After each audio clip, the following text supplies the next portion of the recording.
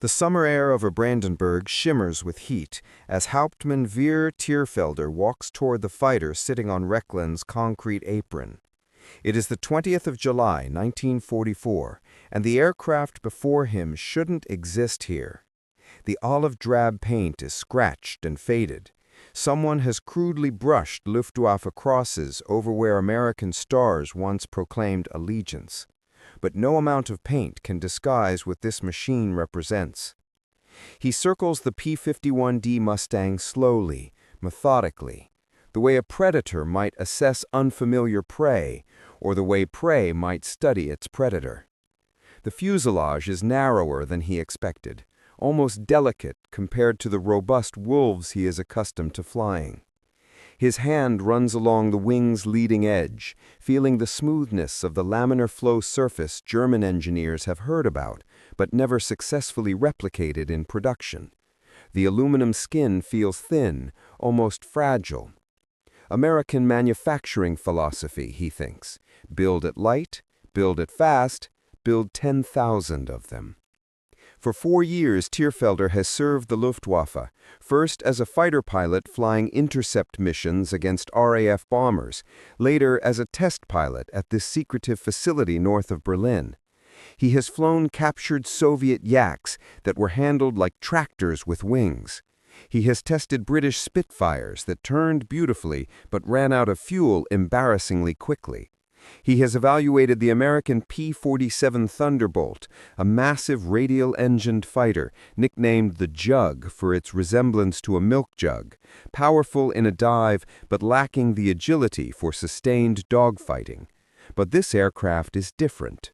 Reports filtering back from the Western Front have been increasingly urgent, increasingly troubling. Luftwaffe pilots are encountering a fighter that seems to violate the fundamental constraints of aviation engineering.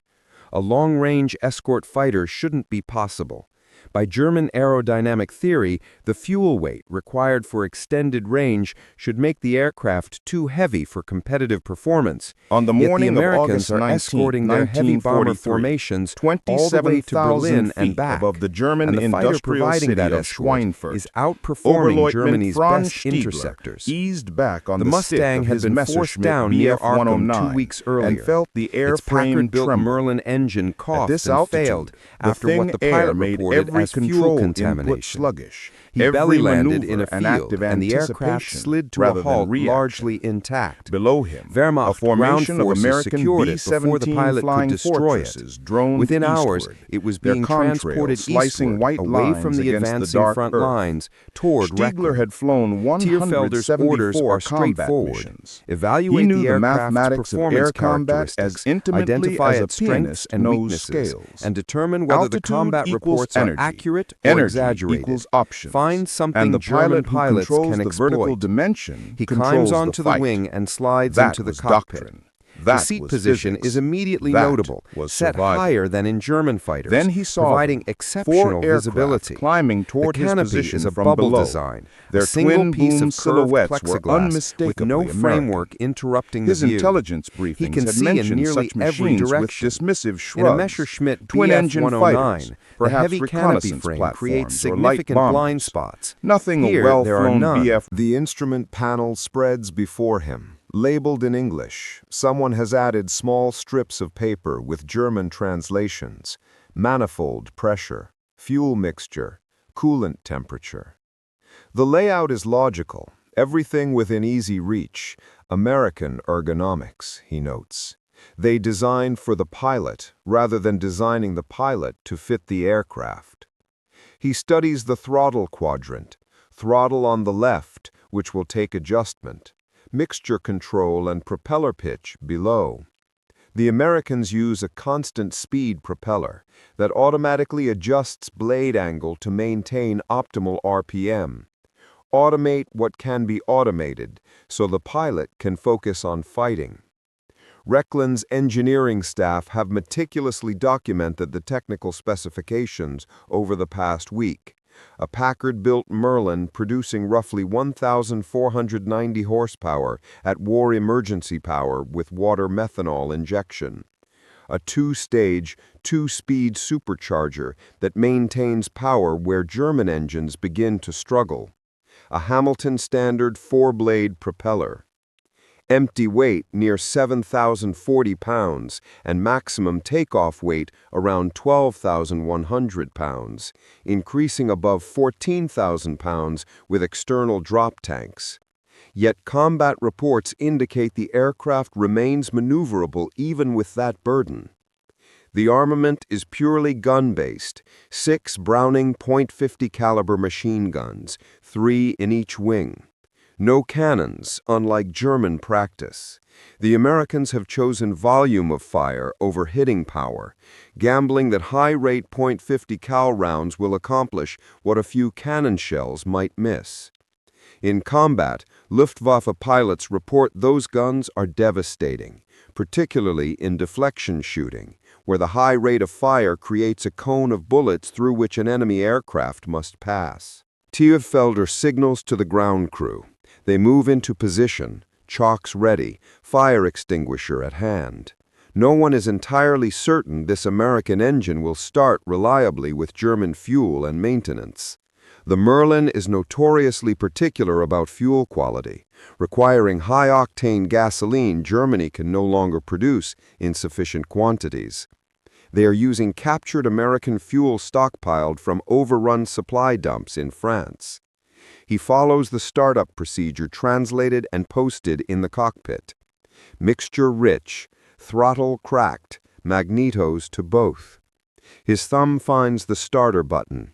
The engine turns, catches, and the four-blade propeller spins into an invisible disc. The Merlin's distinctive sound fills the air.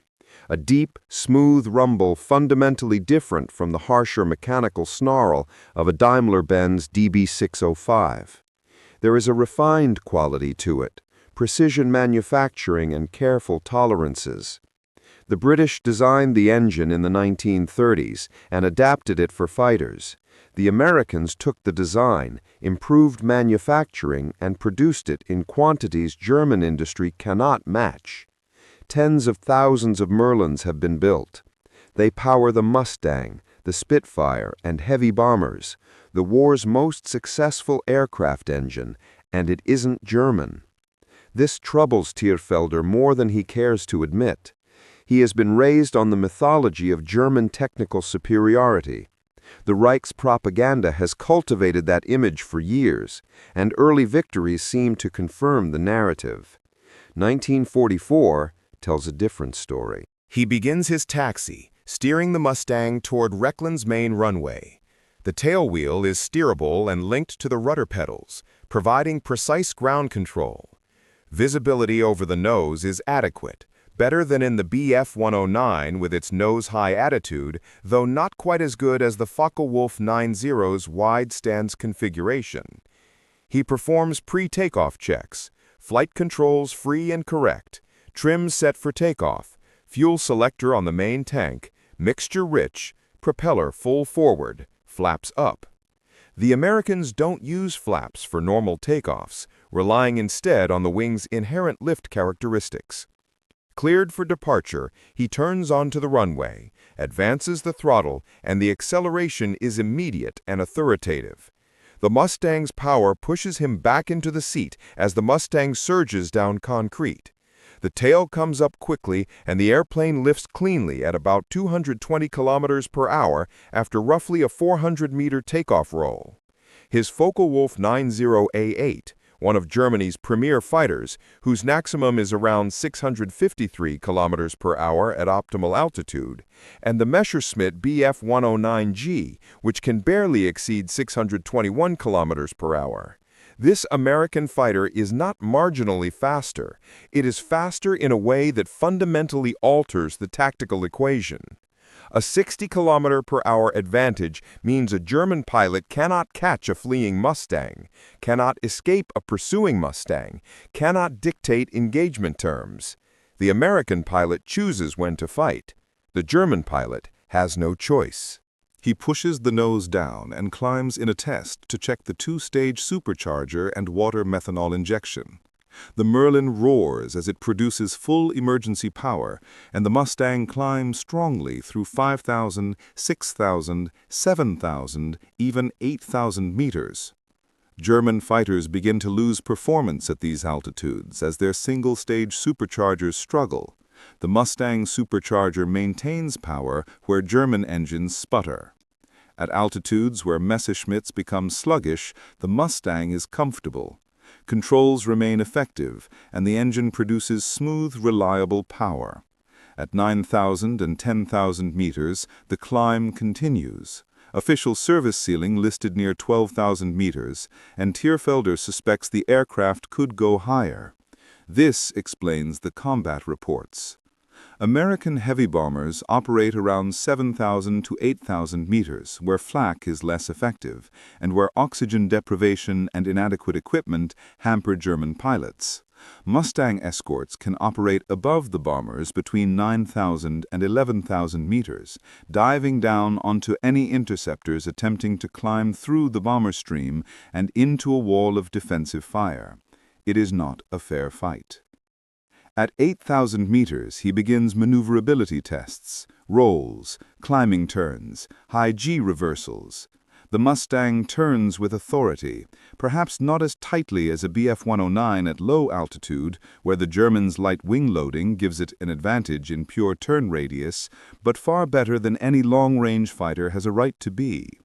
At altitude, the Mustang's larger wing area provides superior lift, and it might even outturn a Messerschmitt.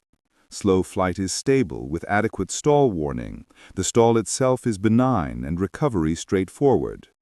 High-speed handling shows no flutter or excessive vibration. Controls become heavier at high speed, which prevents overstressing the airframe. Now for the high-speed dive test. German fighters have a troubled relationship with diving attacks because of compressibility problems as they approach transonic airflow. Controls can become unresponsive or lock up entirely. Tierfelder points the Mustang's nose downward, 15, 20, 30 degrees, and advances the throttle. The airspeed climbs, 500, 550 kilometers per hour. The aircraft remains stable.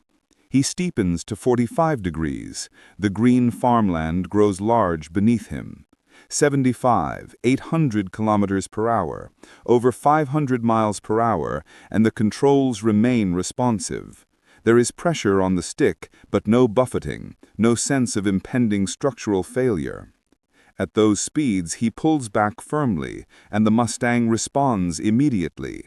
G-forces build, 3G, 4G, graying his vision at the edges as the dive flattens and transitions to level flight, then into a climb.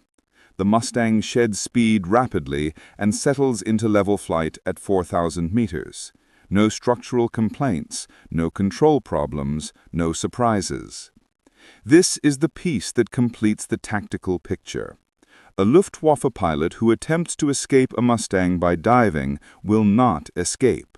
The Mustang can follow down, remain controlled at speeds where German fighters become unresponsive, and still have the power to climb back up afterward.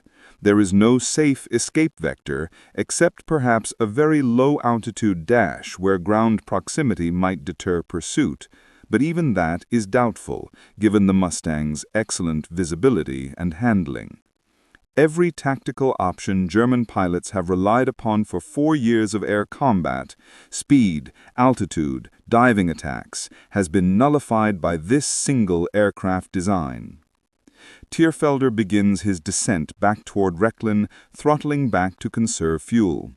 After 40 minutes of aggressive flight testing, including multiple climbs to high altitude and sustained high-speed runs, the Mustang still carries nearly 70% of its internal